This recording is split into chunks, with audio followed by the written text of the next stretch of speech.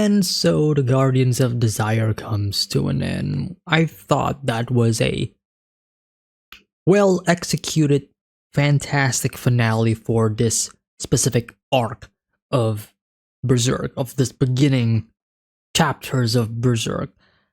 I find that, I mean, it's really at this point, it's not really a point of the art is great, okay? like it's always been great. What I was trying to say is that at this point, saying that yeah, the art is great is like, yeah, that's not really much of a surprise. Like, yeah, no shit. It's always gonna be great and it's always gonna get better, right? But I do want to compliment like some of the visuals that Miura has created within this specific finale. Like some of those visuals was just incredible. Like some of them very haunting, some of them very shocking, others you can definitely feel the how do I describe it, the intended emotion that the reader should have, you know. Like I always go back to like that spread page of the Count's wife and everybody in that vicinity just having a straight up orgy. Like you can definitely feel the amount of disgust that the Count has. You know, like I don't know how people will feel about, you know, those specific panels, for example, or even the nudity that is presented in Berserk. Because I don't know, oftentimes in various different forms of media, you will always have, you know, people who will look at them and say, oh, these are very inappropriate or very distracting, unneeded, unnecessary, grotesque even, right? If we are also counting on like the brutality of Berserk and the blood and the gore and all that stuff. Because for me, when I was seeing those panels, you know, it perfectly, again, like I said, it perfectly captures what the Count was feeling at the time when he was looking at it, and it is complete and utter disgust. But disgust in this manner is not a bad thing. It's not a form of criticism. No, it's like you're supposed to feel that way, you know, like you're supposed to be feeling these things. So it is a compliment that you are able to make me feel these things and also say, yeah, that's great. In the artistic fashion, of course, you know, within the context of the story. Like, it is just straight up nightmare fuel. And it is also scary because it is showing, again, human emotions, human faults, if you will. Like, hey, I mean, I'm a guy, you know, obviously, like I'm a dude, I'm gonna see a bunch of titties and on screen and I'm gonna be like, ooh. But at the same time, it's like, that is the temptation, right? That is the temptation in which that scene is trying to do. The Count, when he opens the door, he was presented to choice, even though it was never really shown on, you know, in the manga. But it's like, clearly there's two choices here that the Count can take when he opened that door and realize what he is seeing with his own eyes that is right in front of him. He can join them, join their desire, because it's not like they are uninviting them. It's not like they are pushing him away. It's not like they're saying, no, get out of here. It's not like the wife is also saying that. No, there is no such animosity towards the Count during that moment. Everybody was living within ecstasy, within pure sexual desire, like they're having fun. The Count can, in my eyes, as easily join them in their desire, because technically speaking, it is what he is looking for, right? He is looking for comfort. Of course, we're also dealing with the morality and the loyalty of the wife, that is for sure.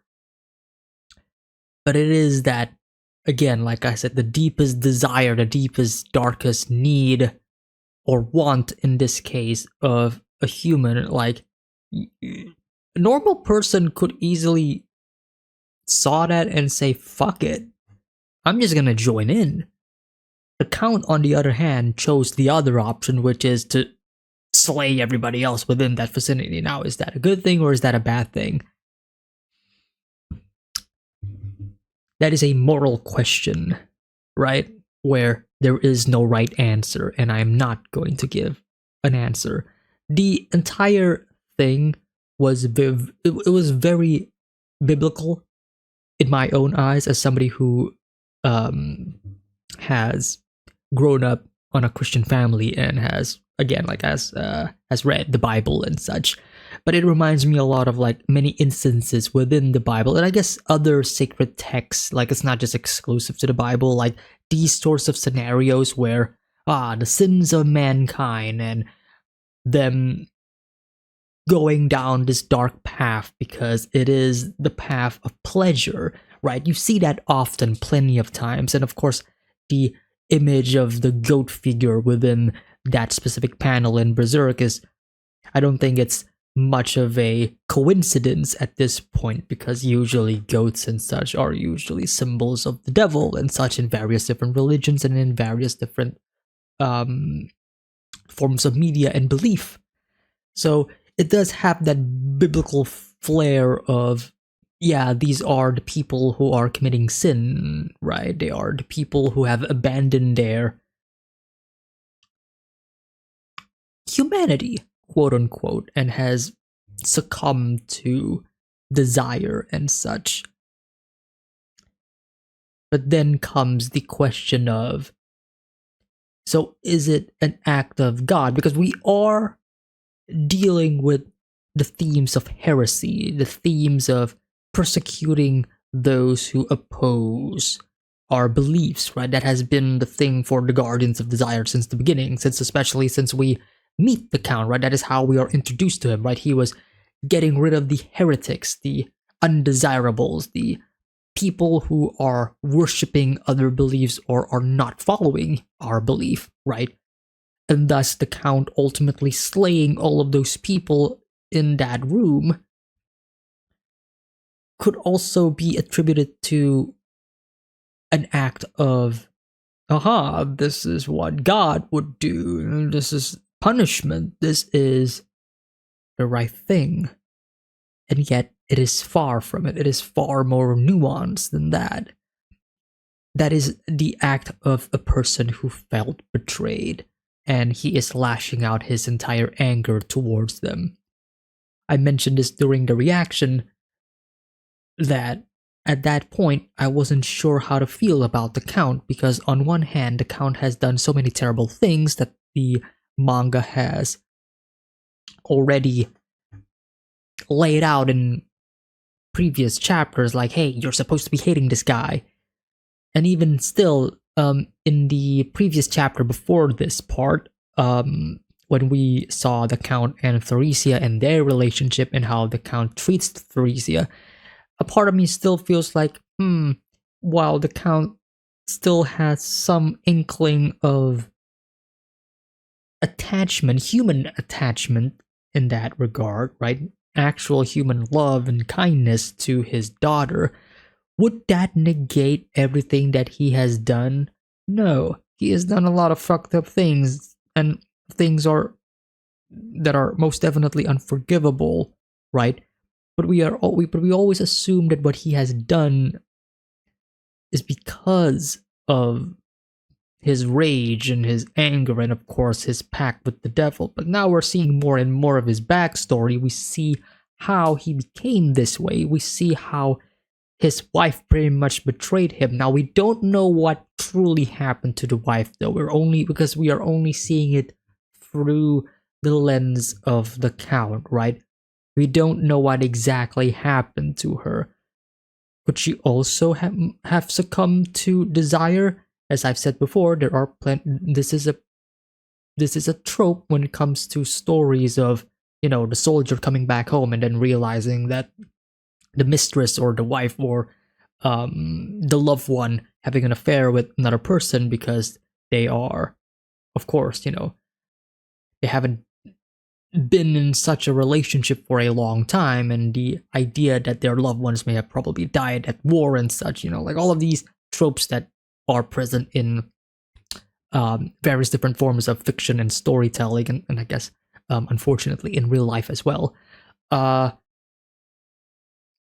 we don't know what truly happened with the wife. We don't know if an actual demon or a devil comes in and actually seduces them. Like, we don't know if this is just pure human desire, because again, like, if we are taking this um with the example of, like, again, like religious examples, biblical examples, yeah, in those cases, the people would erect these figures of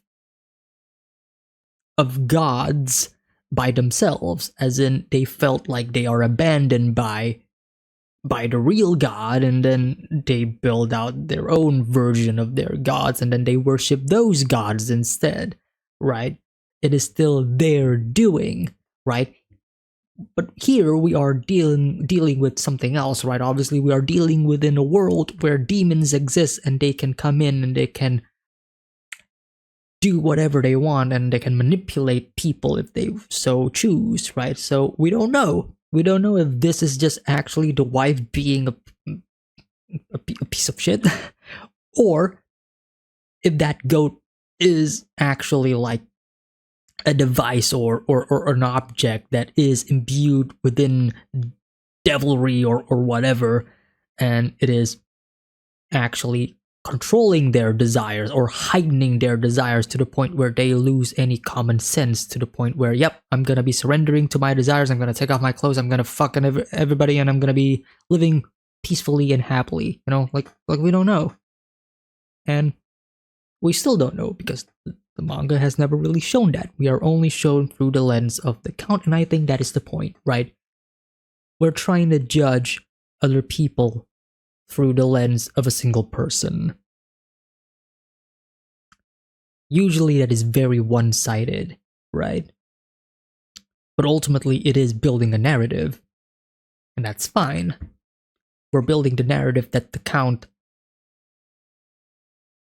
wasn't always like this, and he became this way through all of these various different circumstances. And that's fine, because ultimately the goal is that I will feel a sense of slight sympathy for the count, but I should not forgive him. As I mentioned during the reaction, the final act of the count is to basically not ask for forgiveness, but to showcase that there is still good in him, right? It was never about forgiveness, but it was all about showing that there is still good within the monster that used to be the father of Theresia. And ultimately, I did enjoy these characters, even though we've only seen them for like these two chapters. I don't know if we're gonna be meeting Theresia again. I will be surprised to see Theresia in the future, especially, you know, after the Golden Age, after we I guess after I re-experience the pain and suffering, of course. But once we do get back into the present, and as we do continue on where we left off within the Guardians of Desire, it will be curious to see like what will happen next to some of these characters, right? Theresia is still alive, right? We could still see her. We could never see her again, because by the end of this, we end off with Theresia swearing revenge against Guts, like, I will kill you! I will find you! But Is it really what you want? That's kind of like the other point of the whole story, right? Is revenge really what you want? Is revenge good? Such a topical question, right? Especially for a seinen. Wow. um, but yeah, Guardians of Desire, the desire to enact revenge against a certain person, and now we know that the inevitable fate of Guts, if nothing is left, if nothing is done, is that he will live eternal suffering. He will die. He will go to hell, basically. I don't know if that's a good thing or a bad thing for the demons. If they drag Guts into hell, it's like, hey, Guts is in hell. He will have, he has the ability to slaughter all of you for all of eternity. But jokes aside, I would love to toy around with the idea in the future, or at least see how the progression of Guts' own character in terms of like his desire, his need for revenge, and how it may change in the future. Because ultimately, this isn't just a story about revenge. It is setting up as if it is about revenge, but I don't think that the end game or the end goal is about revenge. No, it's more so that basically there are other things that are better than revenge. Wow, surprise, surprise. But it's all about the good things, right? It's all about living your best life. The Count, surprisingly, is providing like the best example of this. He is the embodiment of everything is fucked up. These people are straight up unforgivable. The world is unforgivable. The world is full of sin and full of monsters that cannot be controlled. But there is still good within the world. And by the end of it, I think that is the thing that you should be remembering the most before you go. And that there is still good. Theresia wanting to commit suicide and then holding on to dear life against Guts' sword is also proof of that, where she has a nihilistic view at that point. What's the point of living? Everybody's dead. My whole life is a lie. My mother turns out to be a fucking whore who loves to fuck goats. Why am I here? Fuck my life, right? Screw this, I'm gonna die. Maybe I'll meet my mother and father there. I could be reunited. Sounds good to me, right? No. No. She says all that, all phony baloney. Ultimately, she did end up grabbing the sword, and I mentioned during the reaction that is beautiful storytelling, visually speaking as well, because it goes to show that no matter how hard it is, no matter how painful it is to hang on, you will still be alive at the end of this.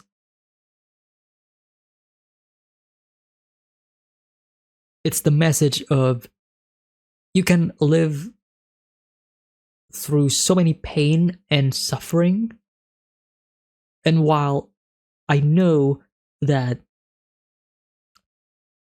it is very painful, the pain is painful, but also it can be very hard to keep on living, because why? Why would you want to continue suffering? But at the same time, living is good. You have one chance to live. You only live for a couple of years. You will die for eternity. So make sure you live your best life. Death in eternity, as if I know what happens after death. I don't know, dude. I don't know. We don't know. We don't know what's gonna happen after we die. We don't know. And that's the thing. Because we don't know, assume the worst, right? So live out our best lives and live as the best that we can be. Live happily so we have no regrets. And I think that's the other point for this story, right? No regrets. I feel like Guts has plentiful of regrets at this point, but he's gonna soon. Well, not soon. still far, but one day he's going to probably learn to let all of this go if he can. It's kind of hard to imagine Guts letting go all of this, letting go of Femto, but he's right there. I could kill him right there. No, Guts. Maybe. I don't know. I don't know how the story's gonna go. There's always two options, right? As the God Hand says, there's always two options. Guts can either continue on his vengeful path, and maybe he will ultimately defeat Griffith and Femto, or he could choose to live happily, try to find a peaceful life amidst the darkness, or at least not pursue revenge. Get rid of that desire and find something else. What is that something else? I don't know. But that's gonna be the thing to find, right? That's gonna be the journey. So yeah, review may probably be all over the place, mostly focusing on the count. But that is the main focus of these two chapters, right? So I have to talk about them. Yeah. Great finale.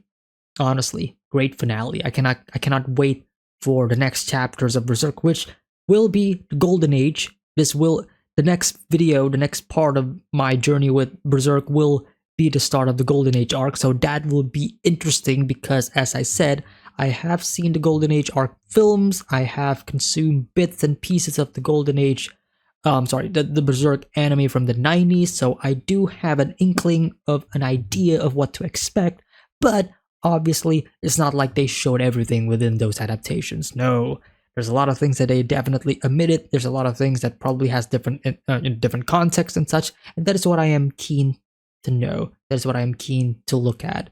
Like, it's gonna be a refreshing retake of this whole journey, but now I'm gonna be getting the full picture, and I may probably get different context, and who knows?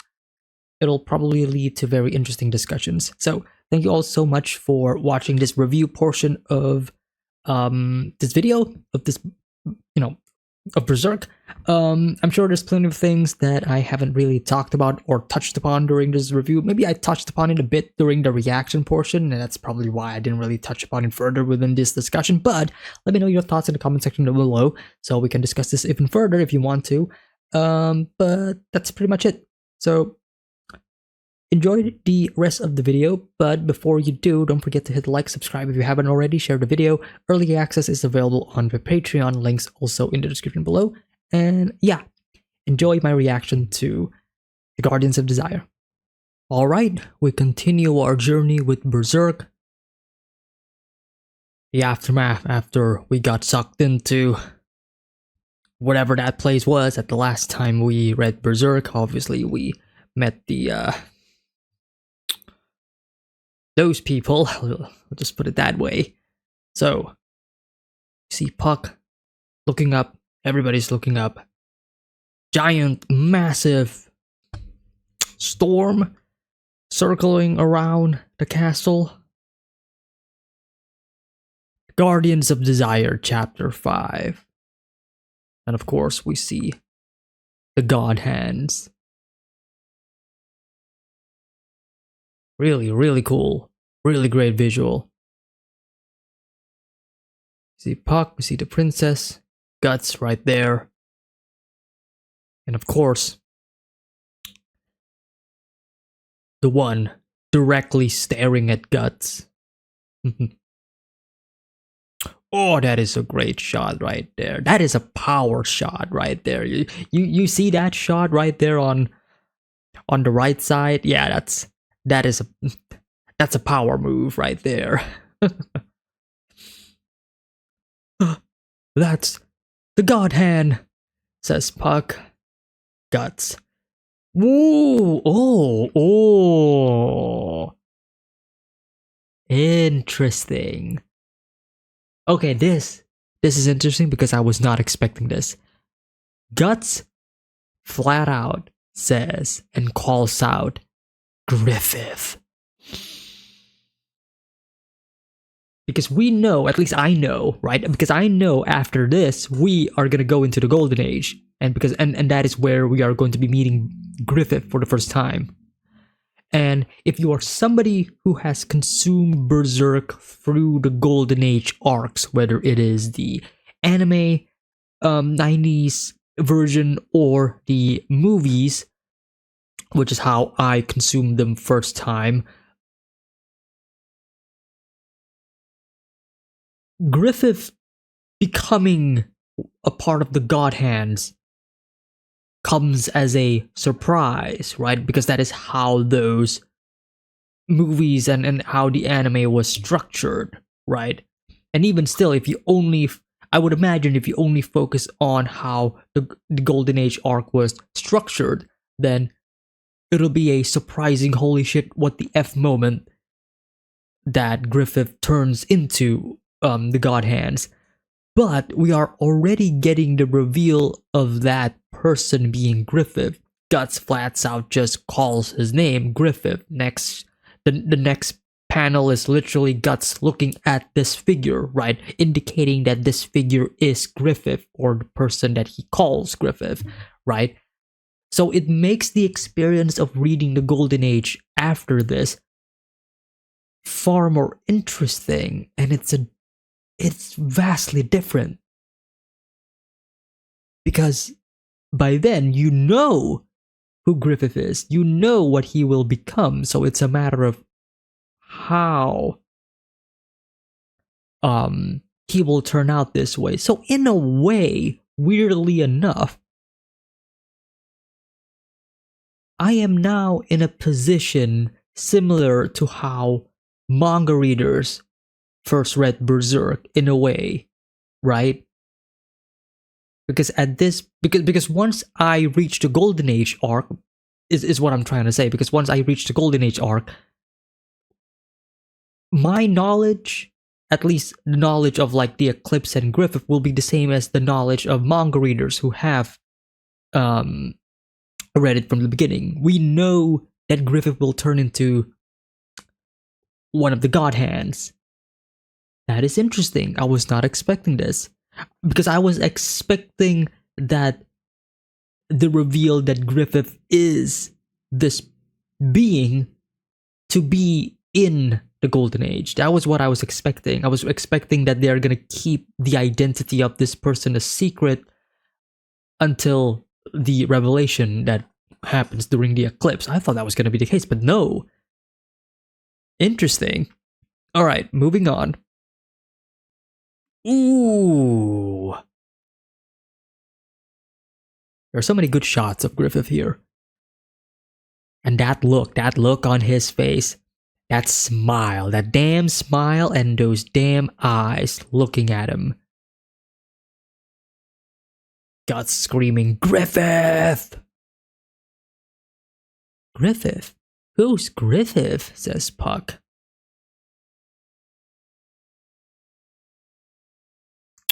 And here Griffith speaks.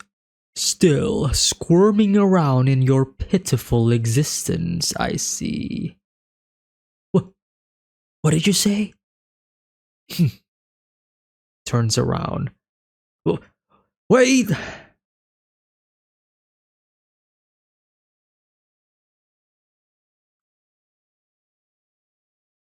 You who have been ordained by the laws of fate. Your desperate desire for life has cleaved open space and brought us here. Oh.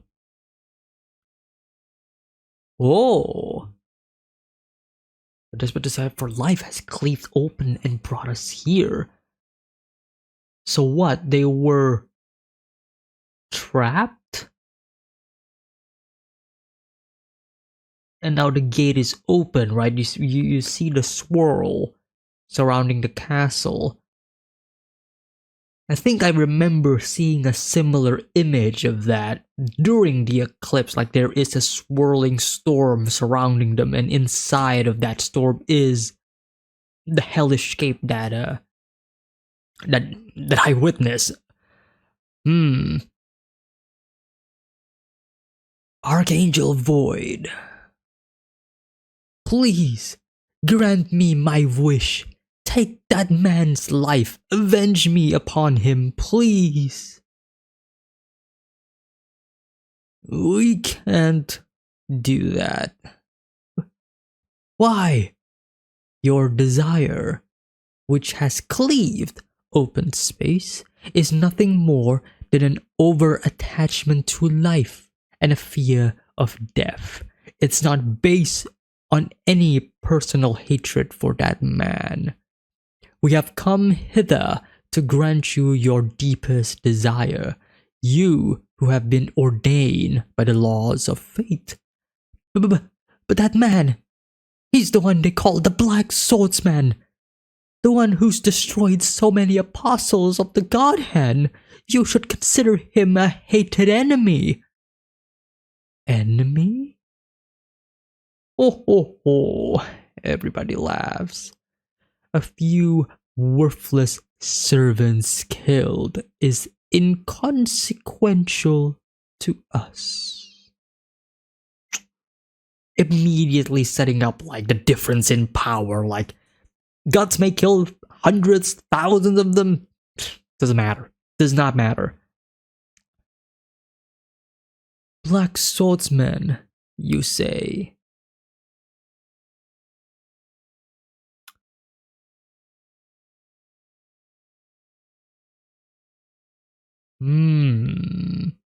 Okay, so before I actually move on into the next couple of pages, right? Because it is kind of implying that Griffith here has very little recollection of guts. Or at least he does, but he just kind of forgot about it because of like, why would he remember his past? Why would he remember his time as a human? Why would he remember any of his friends, right, when he has become a godhand? You know, like these are scribbling things, right? At least that is the implication, right? I'm getting the implication that Griff is going to say Black Swordsman, you say, and then it'll continue on with, do I remember you? Or, oh yes, I do remember you, or something along like that. You know, I could be wrong, but I get a feeling. I get the feeling that a couple of pages ago. Let me actually go back.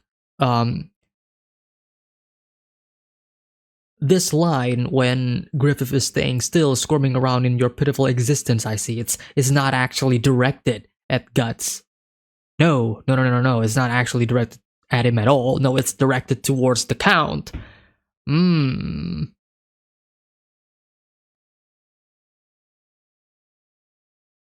I guess I'll also mention this again because I don't think I mentioned this during the previous video, but the designs of the god hands,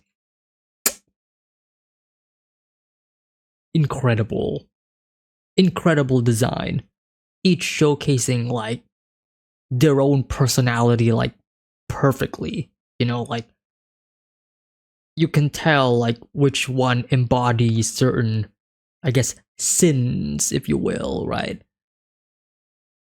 One that can embody lust, the other can embody, you know, pure knowledge, others can also embody I guess either greed or gluttony or whatever. Like I have that feeling of like each of these individual god hands represent, or at least is a combination of various different sins, or I guess in this case desires. I think desires is a much better term to use than sin at this point, because they are, as the chapter name suggests, the guardians of desire, unless we are referring to a different group. But at this point, I think they kind of imply that these god hands are also the guardians of desire. It's kind of crazy if you think about it, actually. Like, these god hands, they're the ones who will either grant the desires of other beings or not. You know what I mean? But alright, let us continue. A few worthless servants killed is inconsequential to us. Black Swordsman, you say. His petty existence is beneath our notice. Yeah, thought so. Why would he care? Why would I care about you? You're just a mortal, petty human being who I pretty much did a bunch of really cruel stuff at the end of the Golden Age, specifically towards a certain character who I will not name for the time being, but if you know, you know.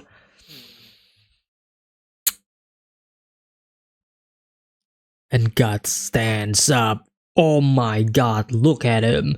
Grabs the sword, shaking, like still losing balance, but it's like, no, I gotta fight you. Scream, scream at the top of your lungs. Guts. Magnificent. He can stand up with all those injuries. Fascinating. Such impressive willpower and fighting spirit. Extreme hatred towards the God Hand propping him up, towards Femto in particular.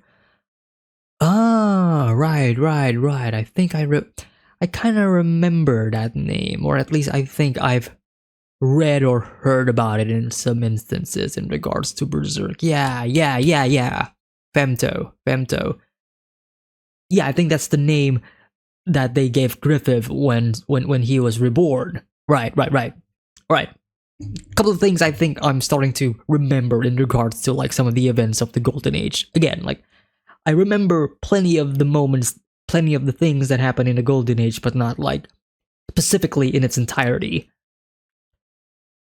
Towards the God Hand propping him up, towards Femto in particular, who after all is responsible for marking him with the brand, and yet, how long will he last? Climb up those stairs, my petty existence. Don't make me laugh. You're where you are now, thanks to this petty existence. Thanks to me, who's fighting an army of the dead because of you. Thanks to me, who's writhing around in my own blood. You stand there putting on airs like you're some kind of godly being, Griffith. I feel that energy, man. I feel that energy, and if I could, I would probably scream. If I could. It's in the middle of the night here. I would not scream even if I would. But I totally felt that raw emotion from Guts. Yes, you're nothing but a squirming sacrificial offering. What happened between those two? Oh, Puck, you don't want to know.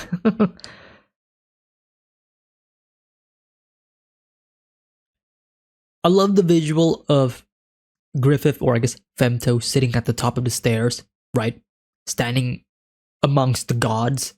Even though the stairs are like, it's not like the stairs are long. It's not like it's a long ways up. No, it's like pretty short, if we're being honest here. You know, like the distance between Griffith and Guts here is pretty short. But even so, those few steps are the difference between somebody looking up and somebody looking down. And I would love the idea that Guts, in his mind right now, is trying to reach Femto, right? He is trying to reach the same level as him. But obviously, he's gonna trip and fall. He's not going to reach that. He's not gonna reach that top, at least not now, right? And that's gonna be the goal, right? That's gonna be the struggle that we are gonna be going for throughout the rest of the show. Sorry, manga, right? Where we are going to try our very best to either reach the same level as Griffith, or I could also see the possibility that Guts will soon realize that that desire that he has may not necessarily be what he needed, right? He may be pursuing this act of revenge throughout the vast majority of this manga, but I can honestly see a point where Guts may probably just abandon it all. How? I don't know, because this is deeply rooted within Guts' own story and his own trauma and his own vendetta. It's something that you can never forget, and something that you can never forgive, right? So it is curious. So I am very much curious to see like where Miura will take Guts' journey throughout the rest of this show. Sorry, manga. I said show again. Because you see this type of storytelling in multiple different, stories, and usually they end up the way I mentioned, right? A revenge story that will usually end up with our characters realizing that revenge isn't always going to be the thing that will bring them happiness.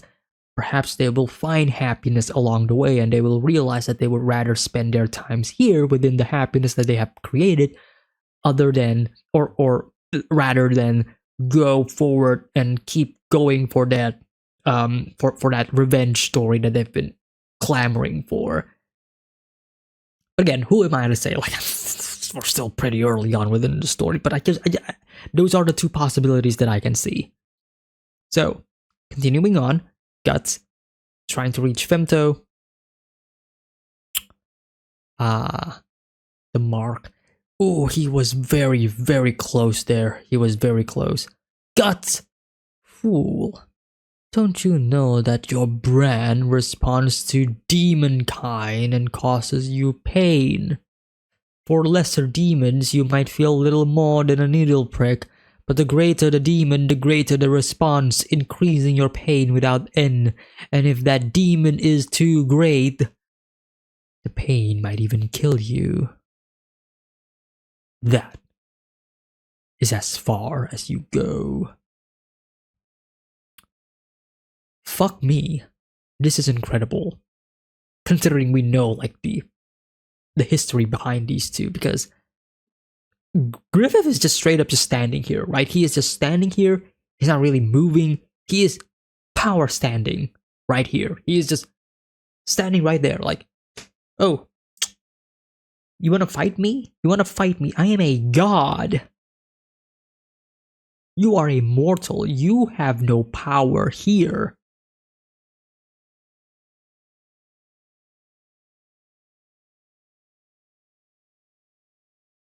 Guts could also just easily throw his sword during this moment. I feel like his sword is right within the vicinity, right within the range of at least slicing Griffith up or something. like if I turn this page and then Guts just straight up his sword up, to Griffith, maybe it'll miss or whatever. But even if he did do that action, my god.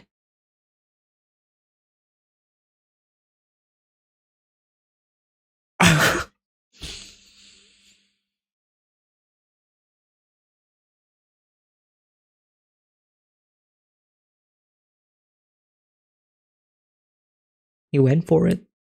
He went for it. It's not gonna hit him, but he went for it. Yeah.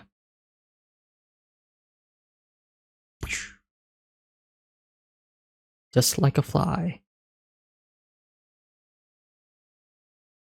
How can you expect to even touch me? Right? And this is great too, because this is pretty much establishing the difference in power level between Guts and Griffith. This is basically like, let's say again, like I like to use the structure of a video game when it comes to Berserk, because it is very similar to various different video game level designs, but this is essentially you meeting the final boss in the beginning of the game, where the final boss will just straight up beat you, kill you, murder you, whatever, just to prove that, hey, yeah, this is going to be the guy that you will be facing at the end of the game. So you are going to be spending the rest of the game leveling up and become strong, so that once you do face this character, it'll be so rewarding for you if you do end up beating that character, right? Same thing here. This is the first time where you truly feel the difference in power between Guts and one of the God Hands. Because we've seen Guts fight a bunch of different apostles, a bunch of different demons, a bunch of different people. Yeah, they're strong, but they're still killable. They're still within the realm of possibility that a mortal could easily defeat them if they have the right equipment or they have the right skills. We're facing against gods, deities, right here. Femto or Griffith being one of them, and obviously final boss of the game, right? So this is strong. This is strong and this is great because this is just setting up the audience, the reader, me, to some form of high expectation and high levels of euphoria when we do eventually defeat him in any way possible. We can kill him, we can reason with him, it doesn't matter. What matters is that by the end of this story, Guts will confront Griffith and Guts will emerge victorious. Again, it doesn't matter in what capacity, it doesn't matter in what way, it doesn't matter if Guts ends up living or dying at the very end. It doesn't matter. What matters is that we are going to get this rematch, and that rematch is going to be amazing. And we're gonna get multiple rematches, that's for sure, because it's not like Guts will just immediately obtain power and go, okay, time to fight Griffith. Like, no, that's not gonna be the case. No, he's probably gonna meet Griffith again and again and again, and he will realize that everything that he has been doing is not enough. He is still weak. He is still not strong enough. He is still just a mortal human being. So that is going to be another aspect of this story that I'm going to be most interested at. It's probably going to be a long ways until we see the ending of Berserk and how that entails. Especially after Miura's passing and how, I guess, how we could expect the ending will be, because at this point, it's not purely from Miura's own perspective and his own words, you know, for like these current manga chapters that are being circulated, you know. It's like, while the idea may still be Miura's, some of the writing, the art especially, and all that stuff are just based on the people who are working with Miura, and they're basing it off of Miura's like final notes and final writings and his own original ideas for the ending. If Miura does lay out his plans of the ending, because I do know, because I have read about like the news when Miura passed, that his closest friend kind of got like, I guess, the information that he needed to continue Berserk from Miura, but we don't know, at least I don't know to what extent, right? I mean, I don't know like how far or how detailed Miura gave him, or how detailed that he knows about the future of Berserk. I would imagine it was mostly like really detailed bullet points, but not, you know, excruciatingly high detail. I mean, again, like, I don't know, but here's hoping for the best, you know, like, because I'm gonna be honest here, like, going into this show, sorry, manga, said it again, but going into this manga, I'm already expecting it to be one of my favorite mangas of all time. Like, it is one of the most well-beloved manga of all time. Like I said, reading myself here, but I just wish that continuing this moving forward, especially once we reach the chapters that are released currently, I will still feel the same way as I am right now, maybe more, you know. Alright, continuing on, because I kind of went on a bit of a ramble there. What tremendous fighting spirit! The fact that he could even swing his sword amidst all that pain. Incredible. I'm sure he's hardly even aware. And don't forget, his body is covered in wounds after his fight with the Count. If that boy became one of ours, I'd love it. But he hasn't been ordained by the laws of fate, so he can't be among us. Besides, he's finished. It seems I have unintentionally granted your wish, Count. Ah, I'm so grateful. Enough of the sideshow. Appreciating some of the um artwork that Miura has graciously given us here. I am sure we will see more of this, but not in the savory way. That's the thing, though. It's like, if it's a demon showing their physical body and such, it'll be like, ooh, kind of, ooh, sexy. But at the same time, it's like, wait a minute, that's like the point. It's like, you're making me feel these things so that you can persuade me. That's the point. That's the trick. You're blinding me with lust. And then when we do see it, when it comes to like the human characters, it's gonna be stuff that revolves around a lot of the bad things, like the R word and the other words, I suppose.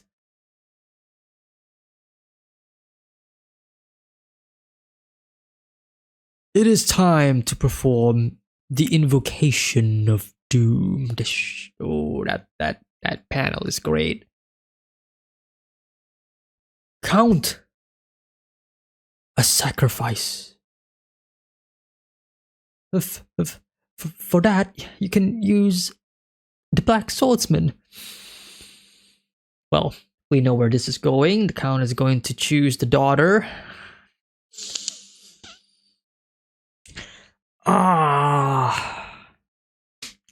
Not good enough, Count. But why? That man has already been marked for sacrifice. What's more, the body is merely your enemy. As a sacrificial offering for the invocation of doom, not just any lump of flesh and blood will do. It must be someone important to you, part of your soul, someone so close to you that it's almost like giving up a part of you. By making such a sacrifice to demonkind, you'll be able to sever any last remnants of your own humanity. We've seen that happen before. Or at least, it's gonna happen in the future, even though it happened in the past, if you know what I'm saying. A fissure in your heart will open up into which evil will surge. Giving up part of yourself? Oh no. Then who? Griffith immediately points.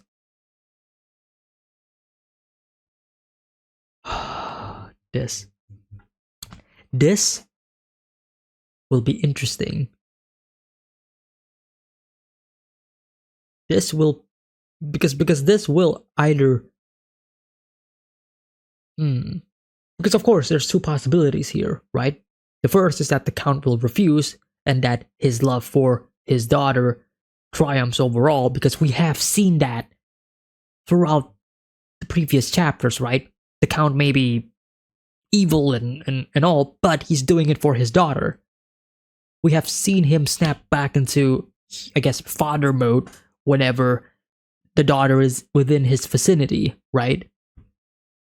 Even when he was fighting Guts, in his monster form, he still snaps back to, oh, my daughter, So, two possibilities here. One, he's gonna refuse. Two, the temptation is too high and he's going to accept. But if he is going to accept, I feel like that is going to, I don't know, it goes against his character that we have established so far, but at the same time, it also shows how tempting it is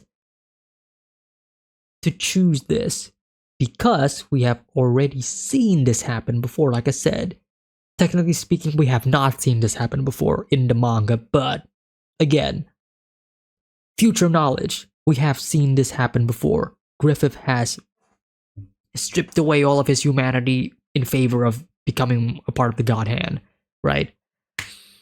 And him being the one who says it. Cut your love asunder, Count.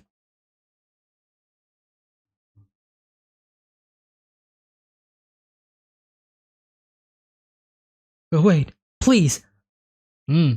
He's not immediately accepting it because he is still thinking about it, right? He is still being rational about this. If it were anyone else, any other person, I'd. But my daughter, Theresia. That's right.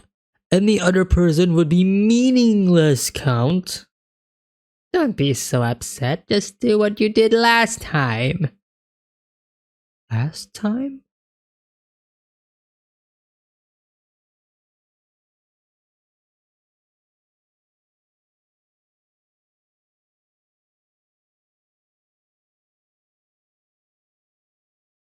Don't tell me it's the mother. If it is the mother, then that means our knowledge of what happened to the mother is false. Because that's not what actually happened. Did the Count actually sacrifice his wife, Theresia's mother, to obtain the power of the demons themselves? My goodness, the little lady doesn't know what her father has done. Stop, please. Not to my daughter. Not Dad. Here's what happened.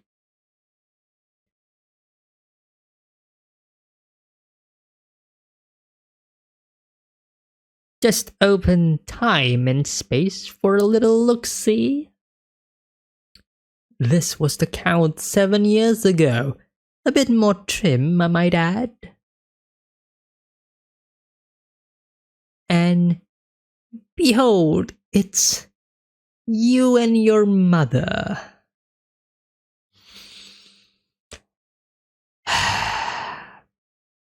You done fucked up. Count, you done fucked up. Now, it is a question of whether or not Theresia will still love her father or not. Even though we know at this point Theresia has like mixed feelings towards her father, but deep down, despite all of this, Theresia still cares about her father. Her father still cares about Theresia. This is the point about their relationship, right? It is about these people who may seem that they don't care about them on the outside, but they do care on the inside. Or I guess vice versa.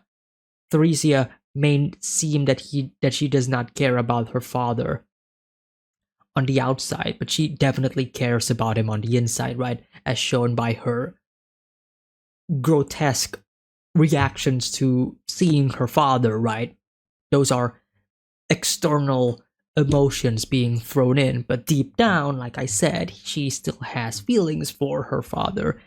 Vice versa, though, her father is showing plentiful of external emotions towards Theresia, but how does he actually feel on the inside if he was willing to sacrifice the mother?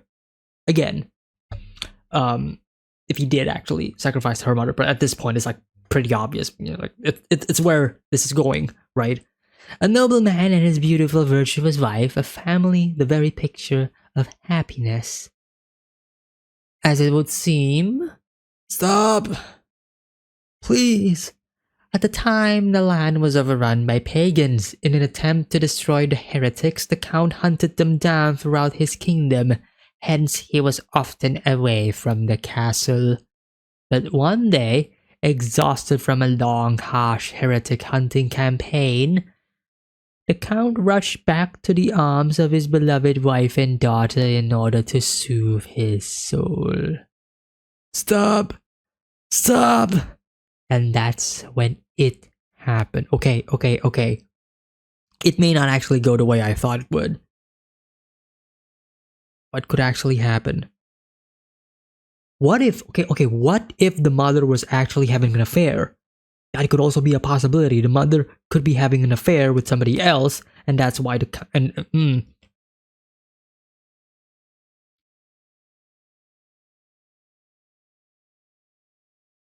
Could it be Vargas? Could you imagine? No.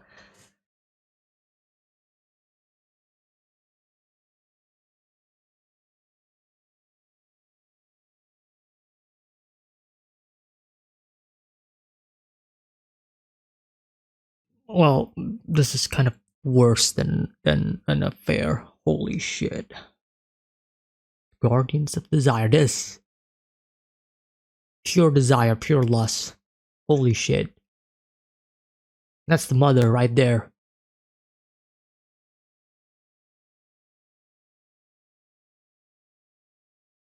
This is just straight up demonic depictions of biblical proportions.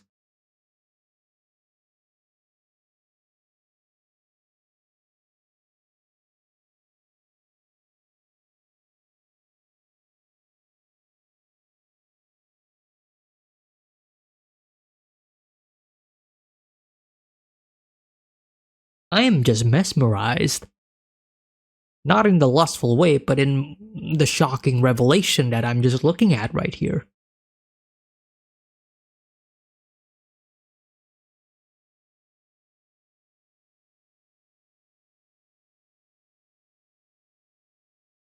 It was an uncanny sight. Oh my god, like the harsh black and white, pure black and white, you know, like no, the shading is just pure blackness.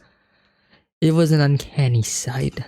In the midst of a strange stench and a wave of heat, a sea of flesh squirmed in a tangled mass.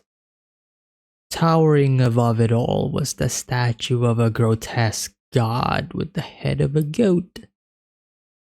And entwined around that god, as if clinging to it, was the figure of a woman writhing in ecstasy,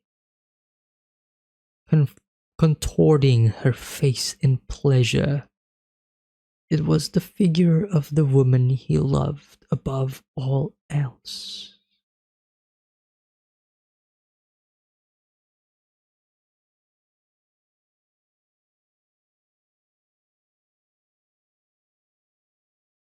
No, no, I hate the fact that I'm starting.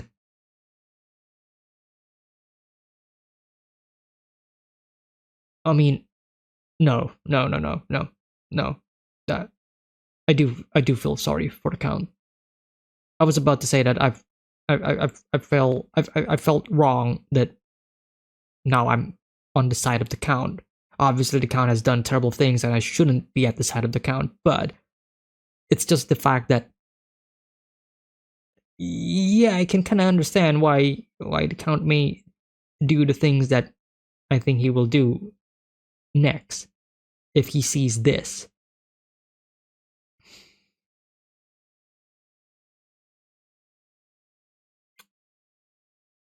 Berserk is challenging a lot of my feelings towards various different characters that we have met. Like, again, it's like we have established in the beginning, like, hey, you should hate this character.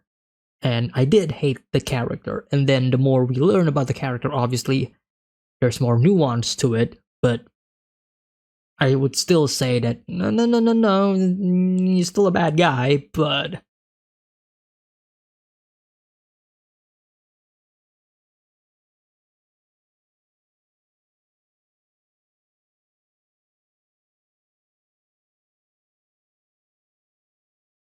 we'll see how this goes. We'll see how this goes. That's not true. It cannot be.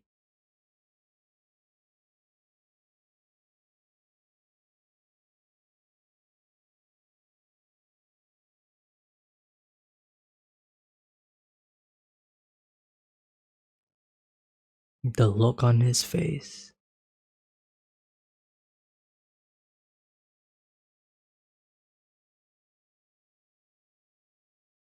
The Count went into a blind rage. When he came out of it, not a single person was moving. Only heaps of flesh and blood lay scattered about.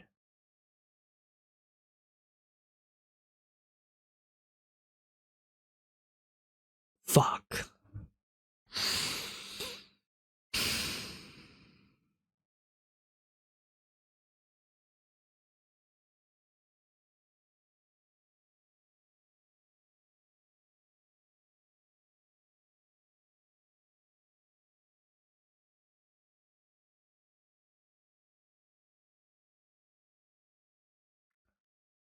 Okay. Okay.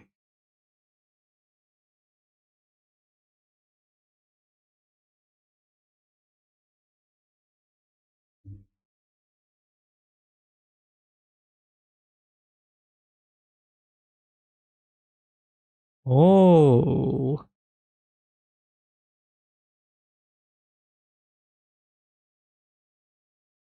She reaches out for him. Come now. I'm right here. Don't you want this? This is what you want, right? You want to see if you want to stop the pain and the misery, right? You want to. This is what you want, right? You came back home because you do want to F me, right? I'm right here. That is not the face or the expression of a human being.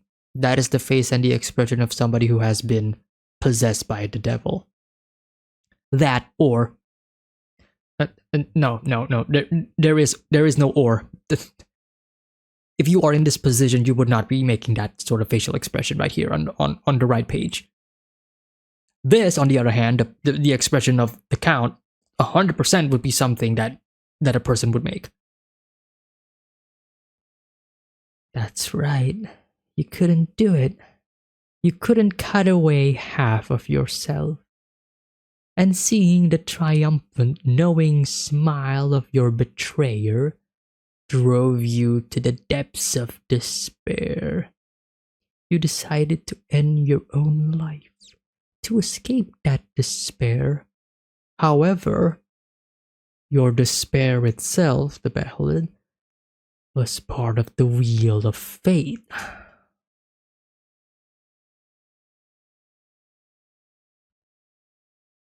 The wailing of your soul, which could never be eased by the gods of this world, opened up a portal to another dimension. Ah. Okay. Okay. The god hands will appear or will respond to various different circumstances, but one that revolves around people or characters who are in desperate need, who has an insurmountable level of desire that cannot be obtained in the real world.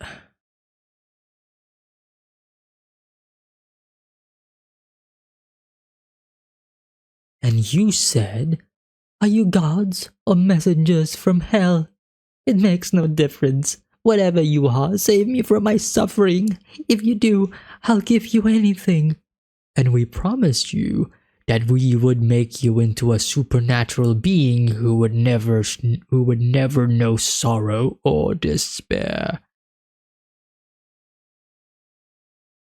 For a single phrase, in exchange for just one phrase.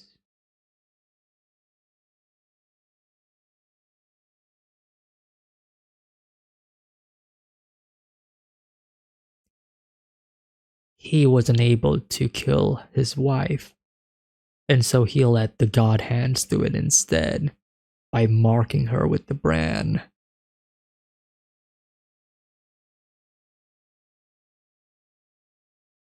Or yeah, I guess in a way, right, by proxy, right, turn him into the demon, into the monster, and then let the monster kill the wife.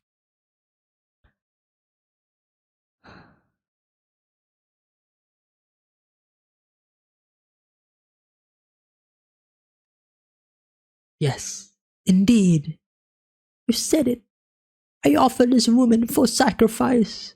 The life you couldn't take by your own hand, the life of the person you loved the most and hated the most.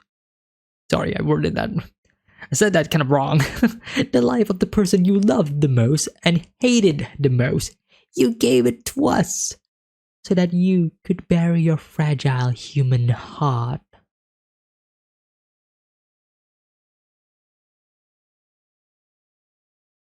So that you could transcend your very humanity. And then the mark appears again. We shall grant you your burning desire.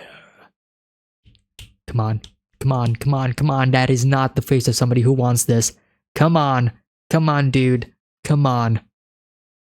I'm not rooting for the dude. I'm rooting for the dude. Yeah, technically I am rooting for the count, but more so I am rooting for the fact that I want Theresia to not be dead.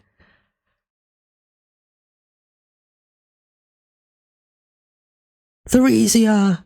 Hey, bug. All I need is my right arm. Make it so that I can use it. Hurry up. Do it now. That is the end of the Guardians of Desire 5. Oh boy, oh boy, oh boy, oh boy. What is this? Hello? Hey, are you alive? Yeah, more or less. Man, you sure have the luck of the devil. Here. Martyrdom for a merciless god. What a waste. On the battlefield, the life of a common soldier isn't even worth a single piece of silver. In today's world, most people's lives are subject to the whims of a handful of nobility and royalty. Of course, even a king himself can't live exactly as he pleases. We are all at the mercy of a great tide, fate, or whatever you wish to call it. And we all disappear in the end. Our lives spent never even knowing who we are. Great shot of that, the silhouette, kind of showing how minuscule you are compared to like the rest of the world. In life, unrelated to one's social standing or class as determined by man, there are some people who, by nature, are keys that set the world in motion. They are the true elite, as dictated by the golden rule of the universe. That's what I want to know. What is my place in the world? Who am I? What am I capable of? What am I destined for? It's funny. You're the first person I've ever spoken to like this.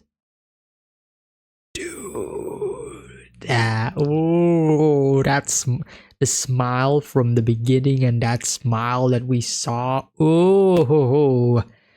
At that time, he shone before me as something beautiful, noble, and larger than life. The Guardians of Desire, Chapter 6.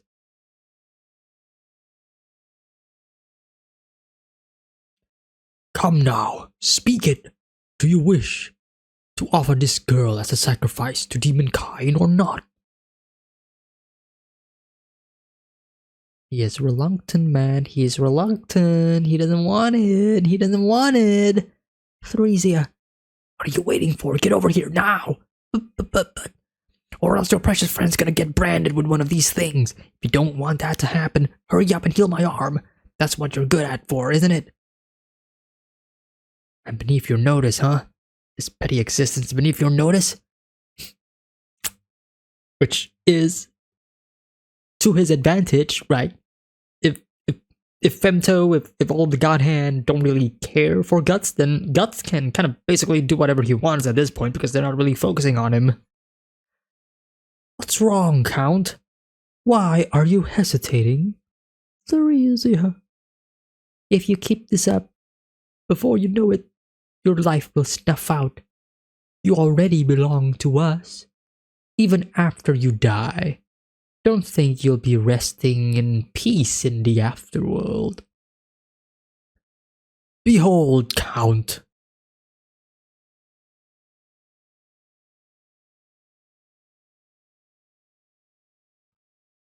Oh, that is terrifying. Reminds me a bit of Fuck.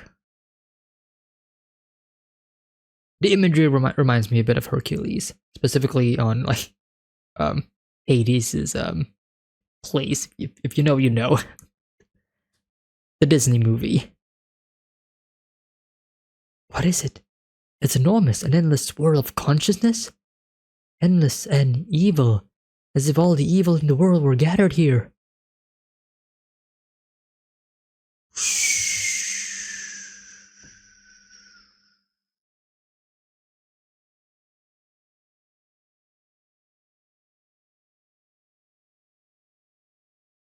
Wow.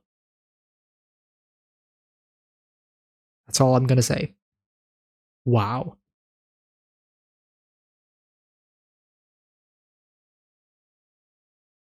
Oh no. That's not. But it is, Count. It's only a small portion, of course. This is hell. Count, the vibrations of your soul are moving you ever closer to demonkind. When your body of flesh expires, your spirit will be whisked away by a wave of demonkind straight to hell, and you shall wander within that dark swirl of souls for all eternity. Before long, you won't even be able to preserve any final remnants of your individual self. Like a drop of water, you'll simply dissolve, becoming no more than another swell in an ocean of dark souls. Dark souls? Dark souls? Dark souls? Dark Souls reference?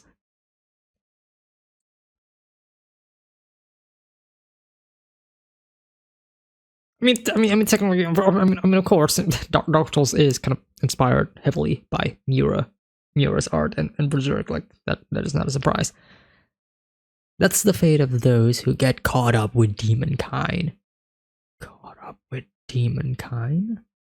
Does that mean guts?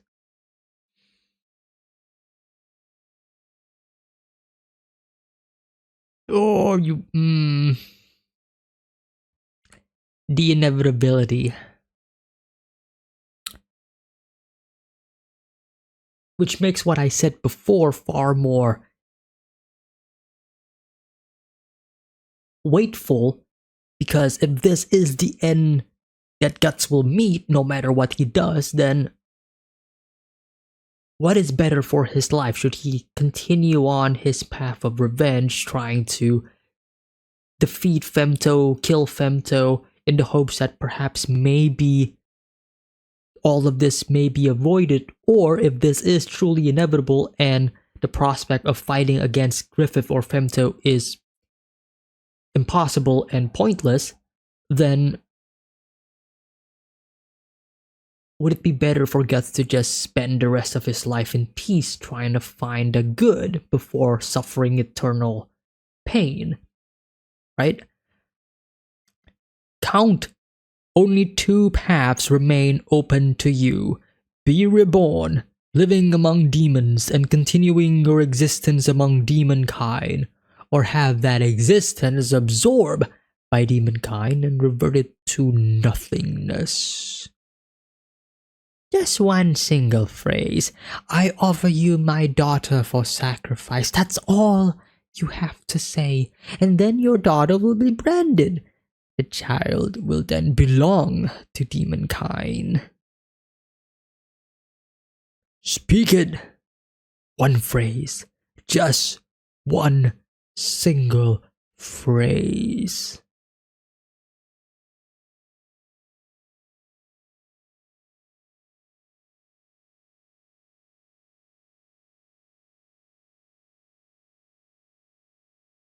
I honestly don't know. I honestly don't know. On one hand, like I said, we have seen how much the Count truly loves his daughter. But on the other hand, we also know how the Count is easily swayed into his desires, his deepest, darkest desires, in fact. and now he is being presented a future of eternal suffering.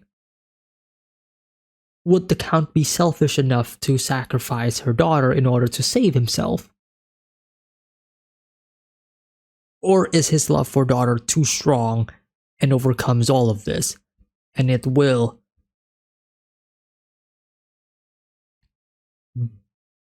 bewilder, baffle the god hands in question? So cold. All my blood is flowing out of my body. Is this the end for me?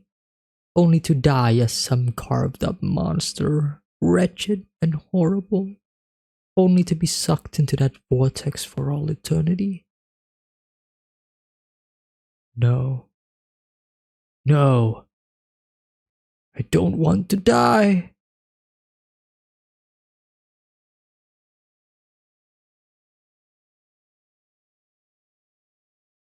He looks into Theresia.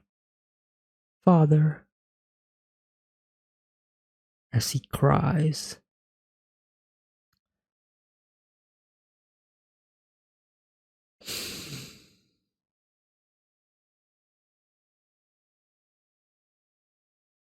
He's gonna do it. The temptation is too strong. He's gonna do it.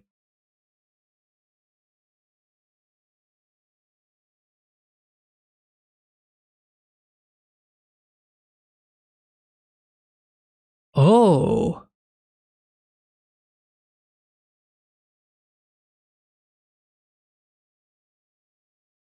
Maybe not. The thread of fate has been severed. What does that mean?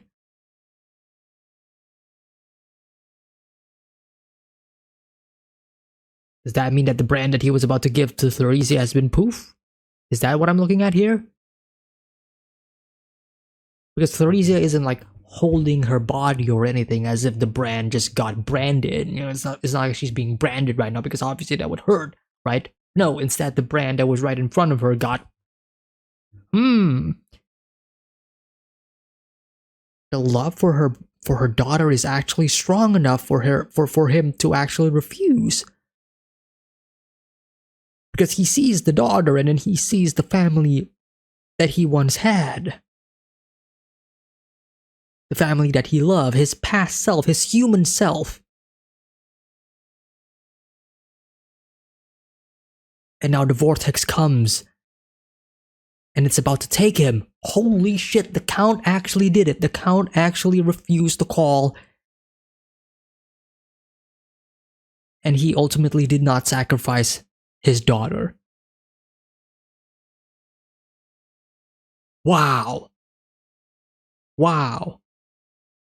It almost got me there. I mean, it kind of got me there.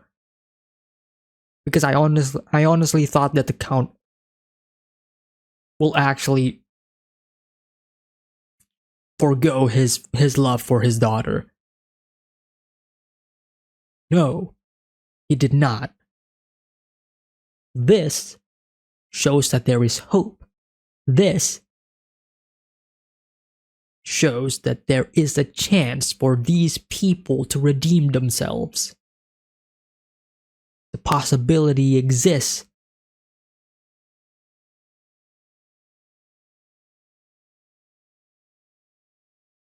These entire beginning chapters, they truly are setting up what to expect for the rest of the manga. You will expect people to betray you. You will expect people to turn into demons. You will expect to get hurt. But you should also expect people that had kindness within them, even if they are monsters on the outside. There is still a speck of humanity within them. They're not asking for forgiveness. No.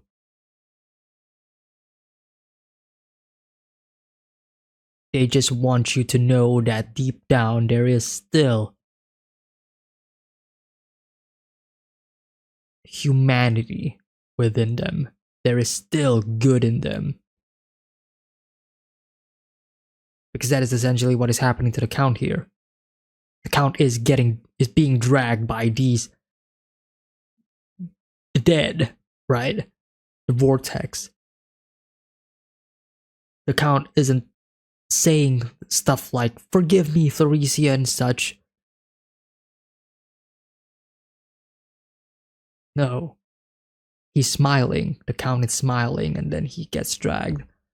The dead are dragging the Count down to hell? Is that supposed to be Vargas that I'm looking at here? Yep.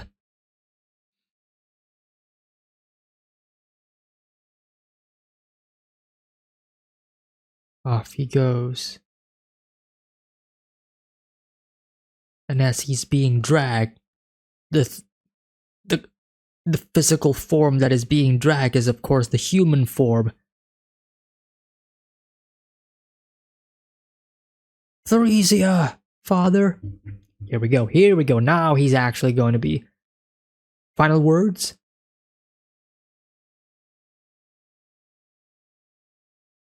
No final words. I accept that. Because that is exactly what I was just saying before, right? He isn't asking for forgiveness, nor is he asking for, like, Theresia, forgive me, or whatever. No. He just wants her to know that deep down there's still good in him. He doesn't have to say it. He doesn't have to acknowledge that. He doesn't have to say anything. No, he just, through the act of kindness, he already shows to her that he still loves her, right? No words, no dialogue, no farewells or whatever. No, this is actually great. This is great. The vortex trying to find, bro. You look. They're not gonna get guts. Like, come on now. A sacrifice, a sacrifice. Guts. That's right. Guts has the brand. But the hand.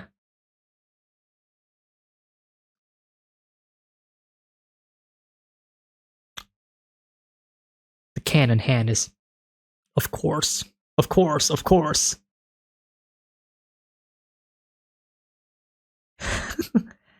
Even in the brink of death, he's gonna try to shoot Griffith. Oh, that is a. Oh, yes, yes.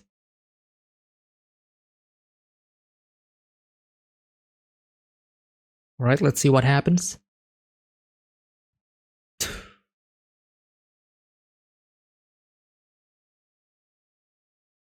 Pathetic.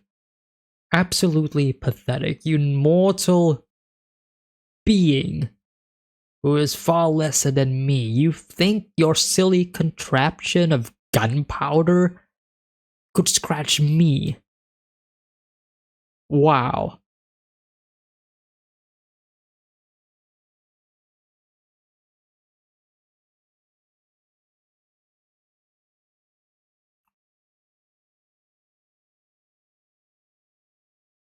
Oh, let me go back.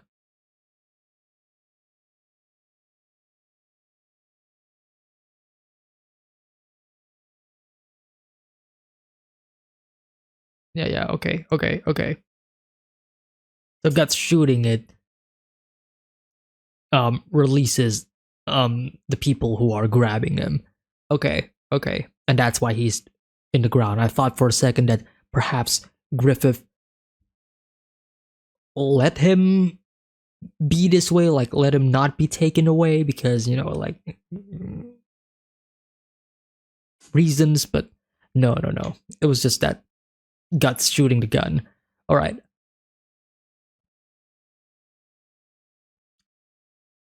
Eye to eye. Boom. The storm dissipates, everything is back to normal.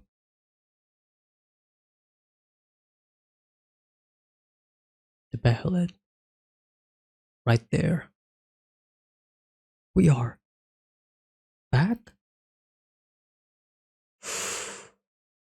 Oh, that is not a sight that you want to see, especially for Theresia.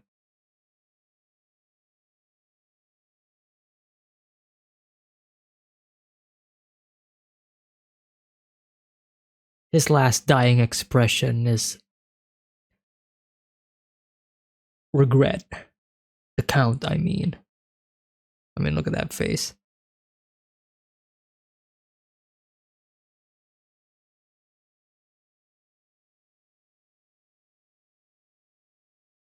Get away from me. It's a lie. All of it. The whole place. It's a lie. Now, here's where things can get dicey. Because Theresia right now is probably in a similar mental situation as his father was when his father saw what her mother was doing.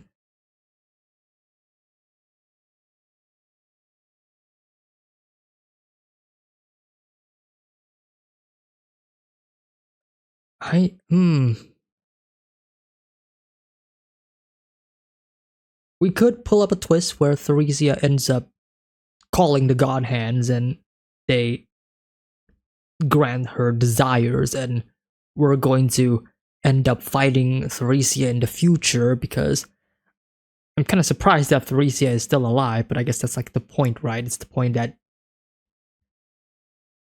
hope survives. And I do feel like if that is going to be the case, it would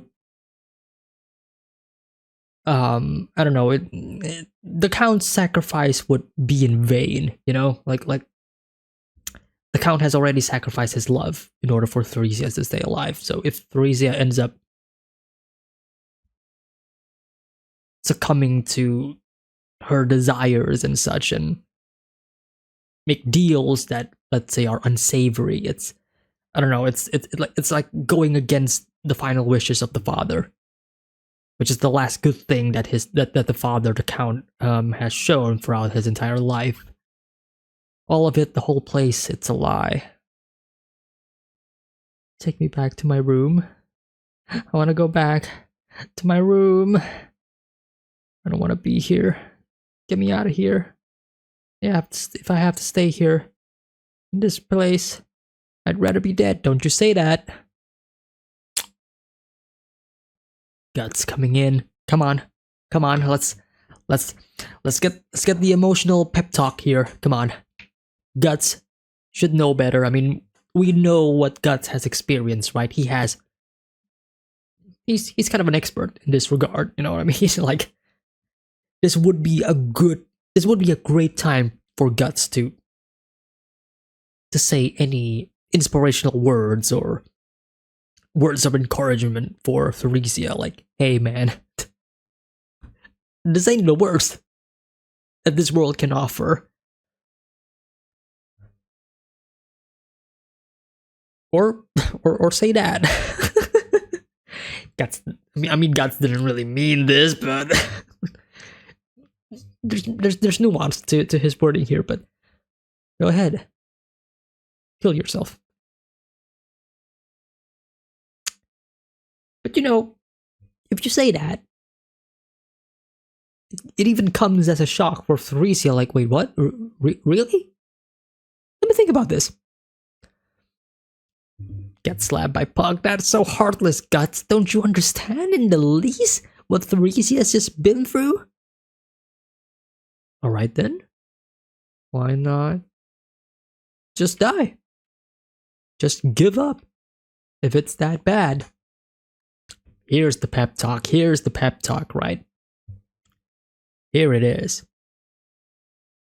Come on. It's simple. All you have to do is slit your wrists with that thing. Then it'll be all over. The end of your worries. You'll probably end up going to heaven. Or would you prefer hell? At least that way you might get to see your father and mother. He's serious. That jerk means what he's saying? It is your life. Do what you want with it.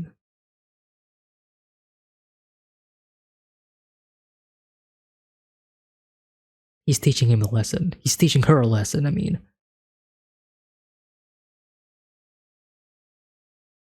Because Guts knows that she's not gonna do it. She reaches out for the dagger. Theresia! She's about to, hey, whoa, whoa, whoa, whoa, whoa, what do you think you're doing, Floresia? Stop it! Step out of it! This is crazy! Stop!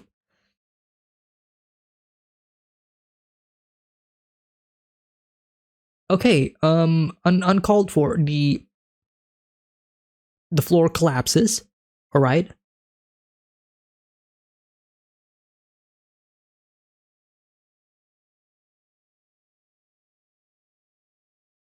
This is also a way to show whether or not Theresia means what she says, right? She wants to die.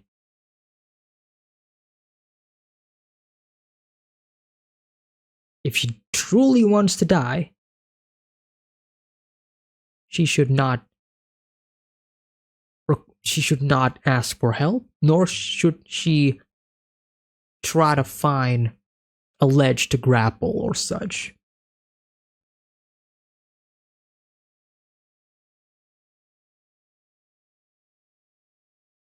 Wow.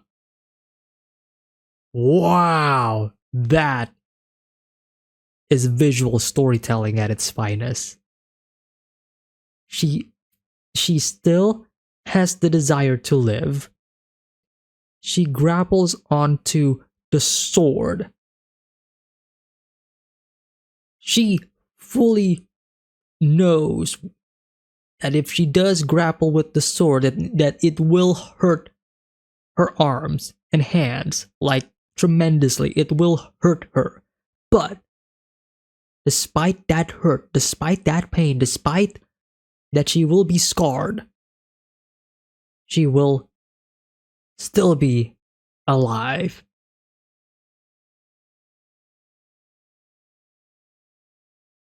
And she is grabbing on as hard as she can. It will bleed out a lot, but that desire to live, man. Wow. Wow.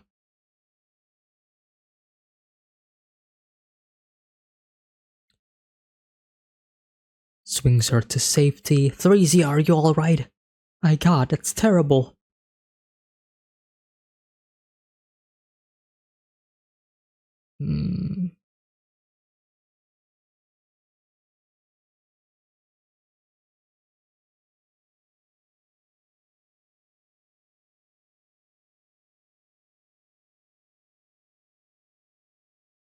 Did Guts accidentally cut his own hand as well?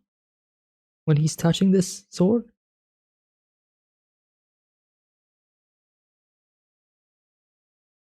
Hold on, let me treat your wounds now. Theresia? It all started after you came here. It's all because of you. Because of you.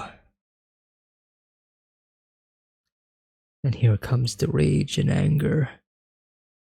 From those eyes, it looks like you don't plan to die anytime soon. That's fine by me.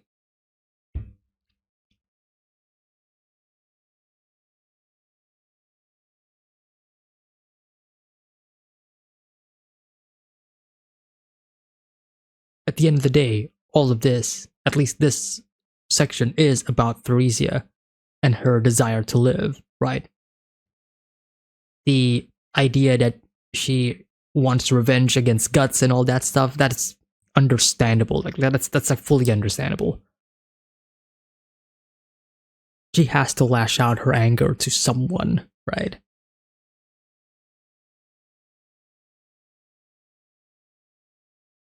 I'll kill you, devil. Someday, I swear. I will kill you. Theresia, how could you? Fine. I'm ready whenever you are.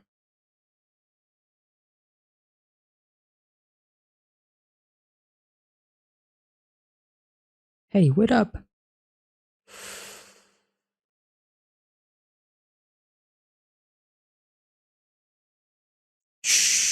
Jesus. How is Berserk able to do this? Like, how is Berserk able to showcase so many different emotions? Not just from Guts, but also for, like, the reader.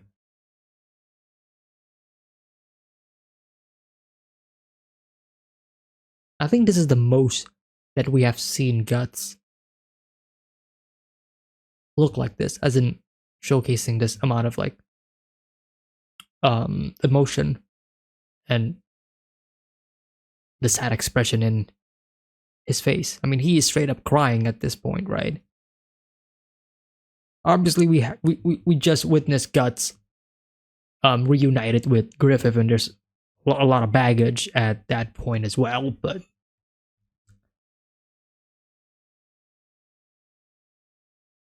I guess there's also the thought of Theresia wanting revenge against Guts reminds Guts of himself against Griffith.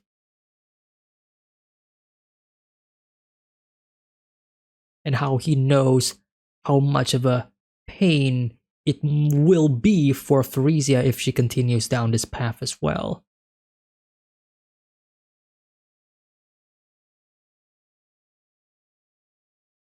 Damn.